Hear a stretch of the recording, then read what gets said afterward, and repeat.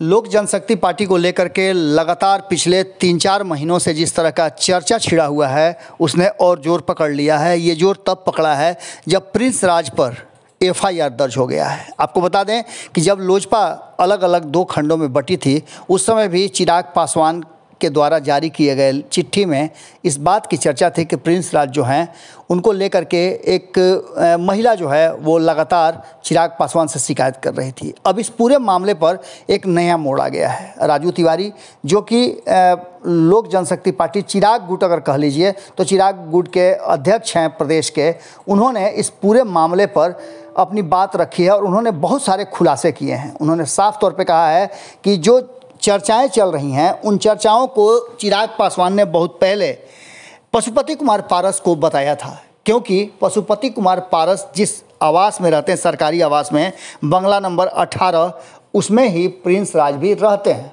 यानी कि दोनों साथ रहते हैं। इसलिए प्रिंस राज द्वारा जो उन पर आरोप लग रहे थे, उस आरोप को लेकर के चिराग पासवान उनके पास गए थे और उन्होंने समझाने का प्रयास किया था। इसके साथ ही उन्होंने पशुपति कुमार पारस को ये बातें रखी थी कि इससे पार्टी और परिवार दोनों की बदनामी हो रही है, आप इन चीज़ों को संज्ञान में लें और समझाएं।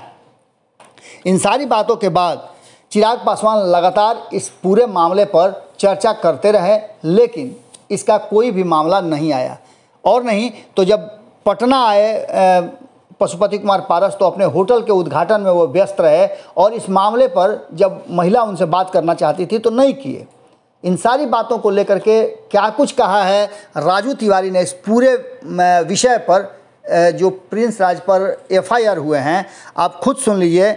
आप सुनेंगे तो आपको ज़्यादा बेहतर समझ आएगा कि ये पूरा मामला है क्या और किस तरह से चिराग पासवान पर आरोप लग रहे हैं कि इस पूरे मामले में चिराग पासवान भी बच नहीं पाएंगे, जिसको पूरी तरह से दूध का दूध और पानी का पानी कर दिया है राजू तिवारी ने। सुनिए क्या कह रहे हैं राजू तिवारी। रेप के मामले में इससे आप क्या कहें?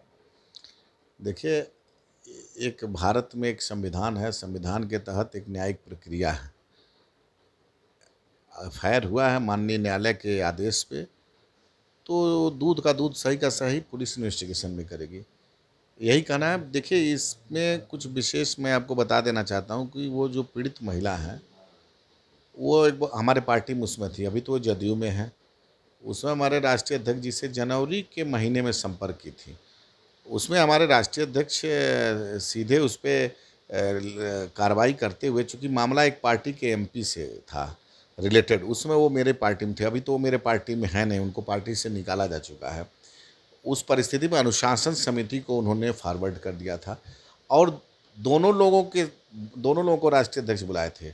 जब दोनों लोगों की बातों में बहुत अंतर था, ऐसी परिस्थिति में हमारे राष्ट्रीय अध्यक्ष आदरणीय चिराग पासवान जी स्वयं कहे थे कि आप लोग एफआईआर करिए और जाकर के मामला, चूँकि ये समझने और समझाने का नहीं है, ये पुलिस इन्वेस्टिगेशन का है। तो उसी समय उन्होंने कहा था, लेकिन उसमें प्रिंस राज जी एफआईआर किए, ये महिला एफआईआर करी कि नहीं करी ये उनसे बताने पता चलेगा। अब बाकी एफआईआर हुआ है तो ठीक है, जांच होगा, जो दोषी होगा उस पर कार्रवाई होगी। राष्ट्रीय अध्यक्ष तत्कालीन हाजीपुर के सांसद, चूँकि उसमें पार्टी एक थी, उसमें पार्टी से वो निकाले नहीं गए थे, तो ऐसी परिस्थिति में राष्ट्रीय अध्यक्ष जी उनको भी बुला कर कहे थे कि चूँकि 18 नंबर में पशुपति पारस जी जो अभी कैबिनेट मंत्री हैं उनके साथ प्रिंस रहते हैं, तो उस समय भी हमारे राष्ट्रीय अध्यक्ष बोले थे कि इस पर ये मामला बड़ा गंभीर है, इसको आप चूँकि परिवार के मुखिया हैं और वहाँ साथ रहते हैं तो उस पर आप इसको देखिए।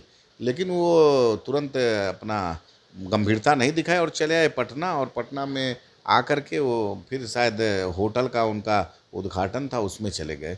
तो मामला अब तो पुलिस के पास है, जाँच होगी, जो दोषी होगा उसको कार्रवाई होगी। अगर ये वीडियो पसंद आई और वह बिहार के राजनीति और बिहारियत से सरोकार रखेनी तो सब्सक्राइब बटन दबा के चैनल के सब्सक्राइब कर ली। ओजे एगो घंटी बा, ओकरा बटन दबा देला से कुल सटीक और मारक खबर रुआ मुफ्त में मिल जाई।